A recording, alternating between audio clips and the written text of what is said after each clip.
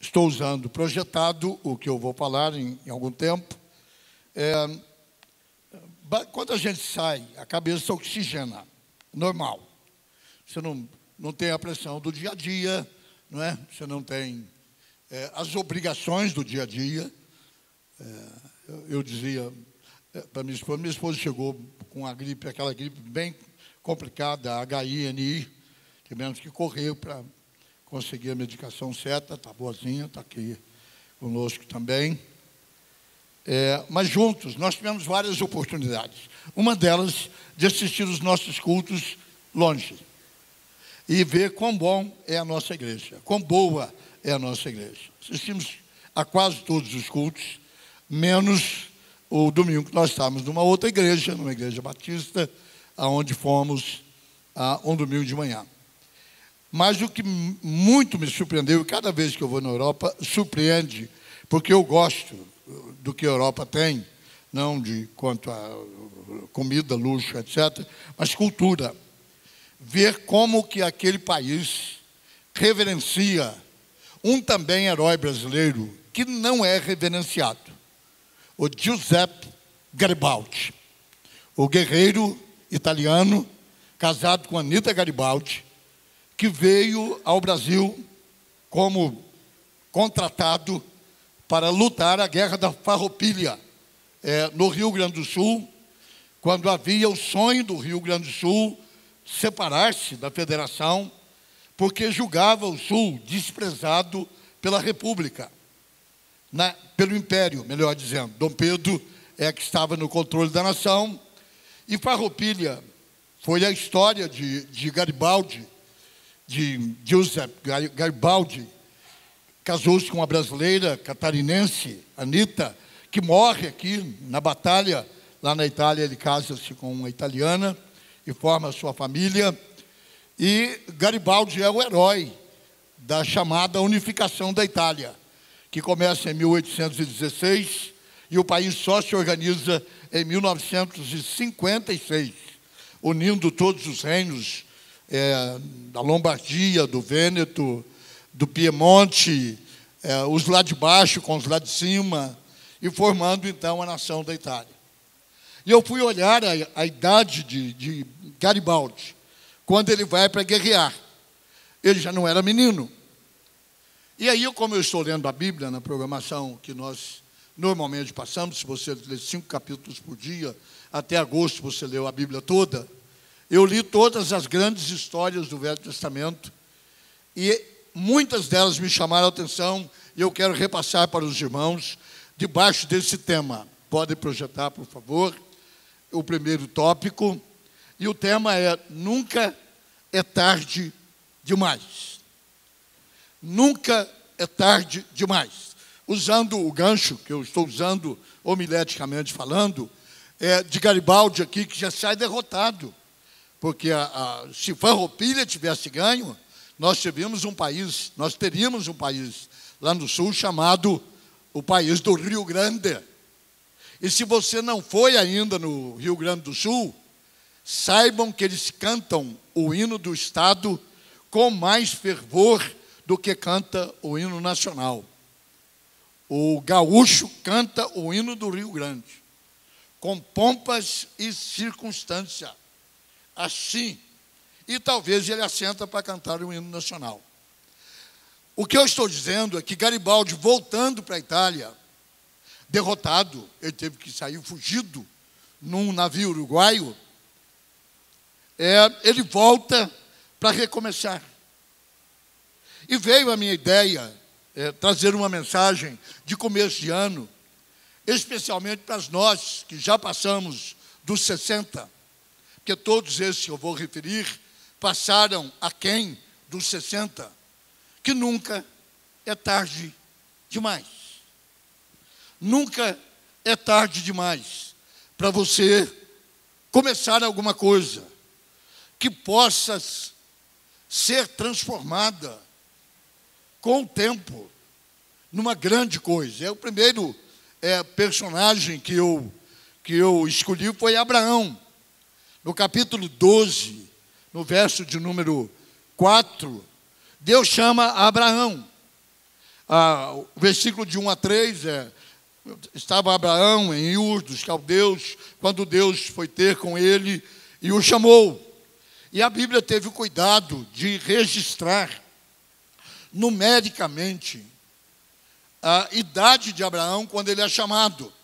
E lá está o texto: partiu, pois, Abraão, como lhe ordenara o Senhor, e Ló foi com ele, e tinha Abraão 75 anos quando saiu de Harã. Normalmente, 75 anos é a idade de chuteira pendurada, em qualquer cultura. Em qualquer cultura. No Brasil, vergonhosamente, lendo as estatísticas agora sobre a possibilidade de uma renovação na lei da Previdência, prova-se que a maioria dos militares de carreira aposentam-se com 49 anos de idade. E que professores das universidades federais e estaduais, ou seja, funcionários públicos, que vão para casa com salários integral, como os militares também vão, e com outras mordomias mais, aposentam numa média de idade, professores de universidade com 54 anos de idade. Olha, 49, 54, duas classes de pessoas muito bem treinadas, militares e professores de universidades, ir para casa primeiro com salário bruto, o último. Os militares, além de ir com o salário máximo, os filhos recebem depois que os pais morrem. Recebem, alguns recebem, o alto escalão recebe, filha e filho. Só se mudou a lei. O general aqui do banco, o primo do Mourão, está aqui dizendo que não. Porque isso aqui, irmão, é o espião das Forças Armadas aqui dentro. Não, estou dizendo a farda verde, não é a farda cinza, é a farda branca. Não é a farda caque de Minas Gerais, nem a cor de bode aqui do estado de São Paulo, não. Eu tenho aqui meu comandante de chefe no primeiro banco aqui, ontem eu encontrei com ele lá na Maranhão, ele fazendo sua rondagem por lá. O que eu estou dizendo, não tem nada a ver com lei, é que muita gente para quando tem o melhor pela frente. Experiência, se tem uma aposentadoria, não há necessidade de salário. E nós encontramos aqui Abraão com 75 anos, chamado para fundar uma nação. Sem plano, sem mapa, sem bússola,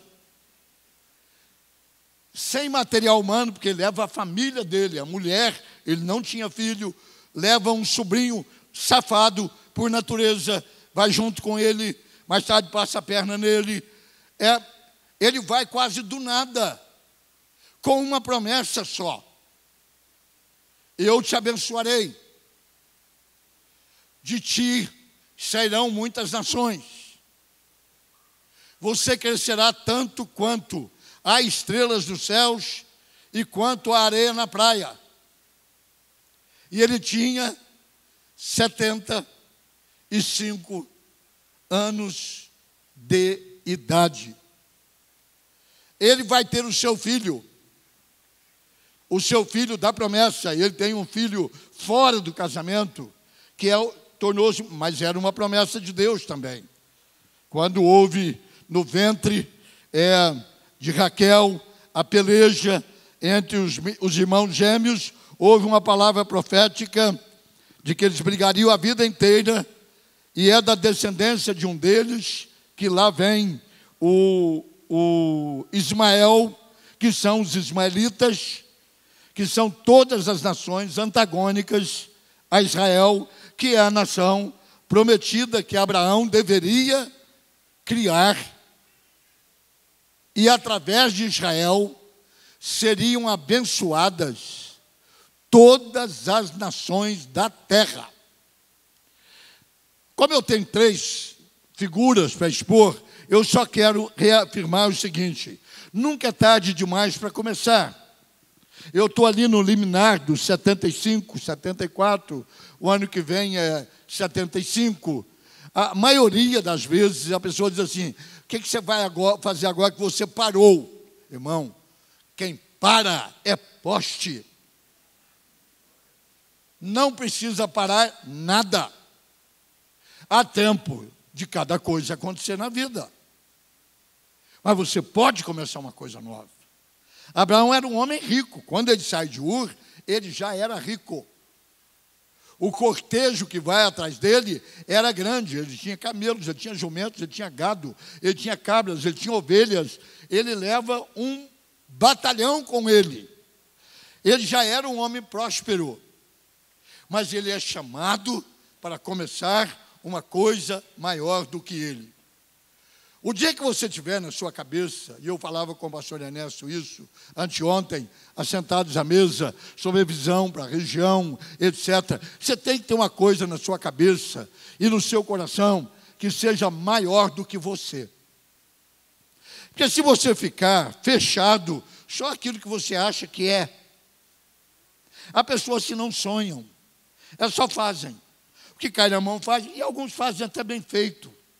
Mas elas não extrapolam a sua saída dos seus limites da idade 75 anos. Já podia dizer, não, estou velho, chamam de 40. Já estou cansado, já trabalhei muito. Não, nunca é tarde demais para começar alguma coisa. Nunca. O benefício de começar, o privilégio de começar e de ver uma coisa nascer. Chegamos segunda, eu assino o correio, até por motivos de formação, na minha época do seminário, uma matéria chamada Teologia Pastoral, dizia que um pastor sempre deve assinar o jornal da cidade para saber o que está acontecendo nela. E eu abro na terceira página, havia meia página do correio na segunda, anunciando a viagem missionária desta igreja para a Argentina. Não sei quantos leram o correio. Meia página. E mais tarde, o pastor Fábio Mica vem dizer-me que o correio mandou uma repórter, junto com o grupo, não no ônibus, foi de avião, para acompanhar o ministério lá e fazer uma matéria de volta. Não há resultado sem alguém tomar a iniciativa. Quando o pastor Wed chegou aqui e começou o ministério Encontro com Deus, agora pipoca aqui, pipoca ali. Por quê? Sempre há uma oportunidade de começar uma coisa nova. Já está com 60 anos, devia ficar mais sossegado. Abraão tinha 75 anos de idade. E Deus disse, vai começar uma nação. Não é começar uma casa, é começar um país. E este país vai influenciar toda a história da história. Meu irmão, se você der uma travada, destrava. Se você já ancorou e está usando aquela frase, agora é hora de curtir a vida. Curtir o quê? Você vai ser curtido. Do jeito que a gente curte legumes lá em Minas, põe um pepino e abóbora dentro, enfia óleo dentro, tapa e fica lá cozinhando. Experiência não se compra. Experiência não se aprende. Experiência se adquire. Como qualquer profissional aqui, eu sinto os despertos, vou citar uma de uma ponta e uma da outra, simplesmente pela minha intimidade e de saber que eles não se ofendem quando sou citado. Uma aula dada pelo professor, doutor Anselmo, hoje, não é aquela primeira aula que ele deu lá no curso de engenharia mecânica. Aquela estava toda escritinha, naquele planinho de aula, todas as continhas feitas, para poder passar lá na decoreba. Eu lecionei história. Primeiro eu tinha que decorar, para depois ensinar para o aluno. Data, então, para a gente confundir data. As 10 primeiras consultas do doutor Gerson Rueda, Quem tinha que abrir o olho não era o paciente, era ele. Abra o olho, Gerson. Porque a gente, quando começa, não tem o que a vida vai trazer depois, chamado experiência. Antes do paciente dizer o que tem, já sabe que ele tem. Às vezes ele não foi consultar por causa da vista, ele foi consultar porque ele está precisando falar com alguém. Mete o colírio no olho dele, está tudo certo. A aula do professor Anselmo ali, catedrático da Unicamp, hoje é um andar na plataforma, aqui para lá, no tablado de aula, porque são 30 anos dando, 30 já, Anselmo, por aí. Hein? 35. Sabe aquele negócio de trás para frente, frente para trás, para frente, para trás, está aí pós-doutorando pessoa, e chama experiência. Abraão já tinha experiência, um homem de 75 anos é um homem experiente. Ninguém pode dizer que eu não sou um homem experiente. De igreja eu já fiz de tudo, de dedicar uma criança a sepultar um jovem, de abrir uma congregazinha lá onde não mora ninguém, e ver ela virar uma igreja tremenda, e abrir igrejas que a gente achava que ia dar certo, e só deu pepino. E chama experiência. 75 anos é o nosso primeiro personagem de Nunca é Tarde Demais. Segundo personagem, eu estou certo na conjugação, personagem, segundo personagem, estou. É Caleb, o nosso Caleb. Caleb, o dia que ele... Porque Josué aposentou ele. Josué deixou ele de lado. E quem fica de lado sente que está de lado. Josué ia e Caleb ficava. Josué ia e Caleb ficava. Eles foram uma vez juntos e depois a gente não vê muito junto depois. Ele ajuda Josué a conquistar a terra. E Josué, e claro, só ler o livro de Gênesis, como eu li agora, você vê que Josué foi preparado por Moisés. Foi ele que subiu o monte com Moisés para receber as 2 primeiras tábuas. Ele era o general de Moisés. Mas Caleb, com 85 anos, chama Josué num canto e diz o seguinte: eu ainda tenho um sonho. Irmão, se você parar de sonhar, você começa a morrer. Eu estou no meio de um sonho gostoso, eu estou plantando uva.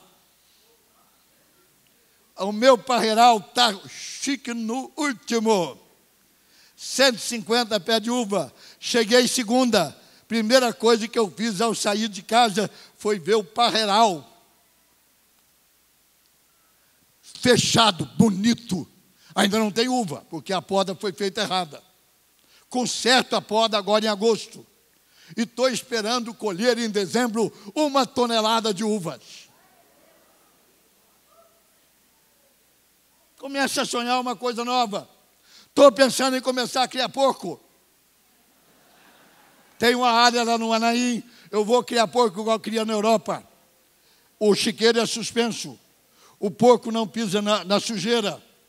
A carne é mais limpa do que a carne de qualquer outro animal. Vou criar porco. Eu sei aonde tem matrizes.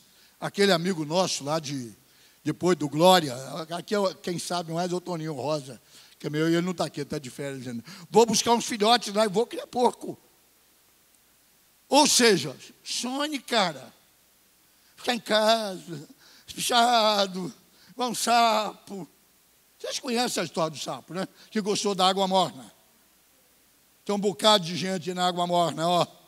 O sapo entrou na água, a água estava morna, ele gostou da água morna, a água foi esquentando. Quando você está na água quente, você não nota, e a água foi esquentando, e a água foi, de repente, o sapo, puff, a água ficou quente demais e ele se foi. Com 85 anos, você não precisa ficar sapeando. Captou a mensagem, divino mestre? Sapear, no nosso neologismo da língua portuguesa, o que é? Só ficar olhando. Conhece esse neologismo ou não? Conhecem? Sapear. que você estava? Eu estava sapeando. Sapeando é espiando. Passar perto e olhar. Com 85 anos, ele chamou Josué e disse o seguinte: eis agora o Senhor me conservou com vida, como prometeu 45 anos desde que o Senhor falou a palavra por Moisés, andando por Israel. E agora eu estou com, diga comigo a última linha lá, eu estou com 85 anos. Eu estou forte. Diga essa palavra, eu estou forte. Ei, irmão, perna está boa. Eu estou forte. Ainda hoje, como o dia em que Moisés me enviou lá com os 12. Qual era a minha força naquele dia? Eu ainda agora estou com a mesma força. Eu posso entrar e pode sair. E ele disse o que para Josué? Dá-me o meu monte. Dá-me o meu monte. Aí Josué começou a criar problema. Porque o cara não quer dar uma coisa, ele começa a criar problema. Não, lá tem gigante. Eu disse, eu mato. Lá tem os amalequitas, não sei, o Laquita, Eteu, Ferezeu. Ele falou, eu mato. Matar é comigo mesmo. Quando você tem um sonho, coloque o texto agora, obrigado. Quando você tem um sonho, não há idade para conquistar o sonho, irmãos. Você sabe que Thomas Edison encasquetou que ia inventar a lâmpada elétrica. E ele fez 999 testes e não funcionou. Eu vou dizer de novo, viu? Thomas Edison encasquetou que ia descobrir a fonte da energia elétrica, da energia. Ele fez 999 experiências, não deu certo. Quem tem um sonho, não para. Quem tem um sonho, não morre. Por isso, há uma música popular brasileira que eu faço um plágio, que eu gosto dessa música, porque eu gosto de música popular. Eu gosto de música também caipira, mas mais de raiz. Mas diz uma música brasileira que diz, não deixe o samba morrer. Não deixe o samba acabar. Conhece esse, né? Porque isso faz parte da cultura. Eu digo ao contrário, não deixe o sonho morrer. Não deixe o sonho acabar. Não dê ouvido para coveiros de sonho. Você está velho. Você está surdo, no meu caso. Você está surdo. Você está velho. Você está gagá. Você está esquecendo tudo. Aí, eu me faço de mais surdo. Eu não escuto. Tenha um motivo para levantar de manhã e sair de casa. Cama é bom até as 9, o máximo. Depois, rua, mané. Rua, mané. Rua. Vai plantar uva, vai criar porco. Vai visitar velho. Porque velho é bom, você está surdo, ele também está. Você ronca com ele ronca com você. Vamos embora. Sabe o que disse Caleb? Eu tenho força ainda, meu amigo. Minhas pernas são rígidas. Eu encaro. Eu tenho um sonho. Você deve ter um sonho. Sonho só morre quando a gente morre. Sonho só morre quando a gente morre. Quem vive de utopias, pia. Utopias é aquilo que você joga lá no possível do impossível e vive atrás disso. Eu li uma matéria que colocaram na internet essa semana sobre a formação de Karl Marx, que era um baita de um vagabundo, que um homem que não tomava banho, um homem que não tinha ideal, que vivia da pensão da mulher dele, que quando ela morre ele vai passar fome e vai encostar em Angel, que era o seu mentor. Um cara que não toma banho, não corta barba, não serve para ser o meu ideal. Acabou.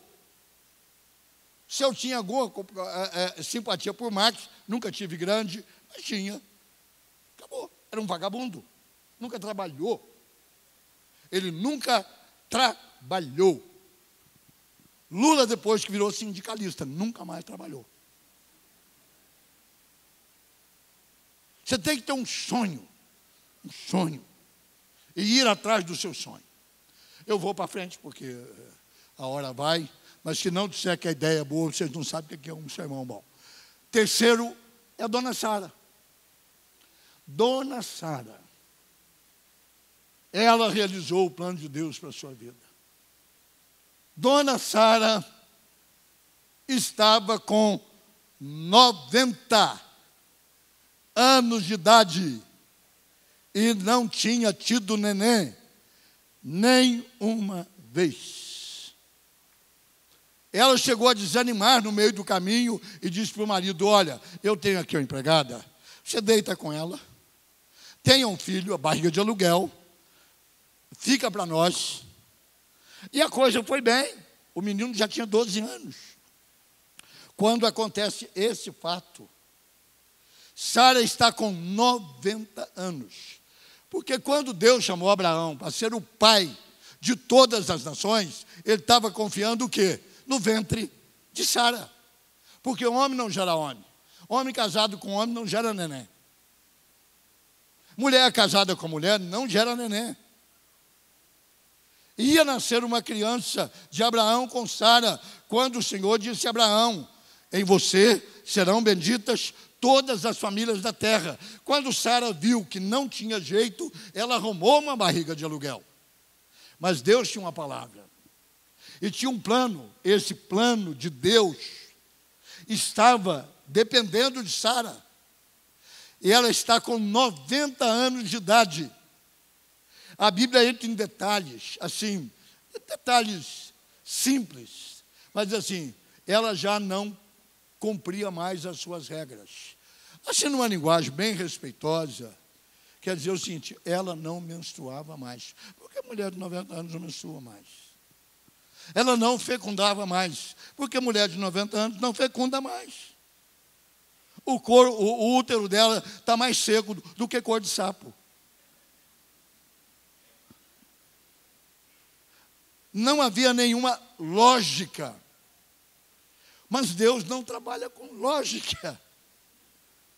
Deus não trabalha com evidências. O anjo está lá na beira da tenda, conversa com Abraão. Abraão dispõe: já estou com 100 anos.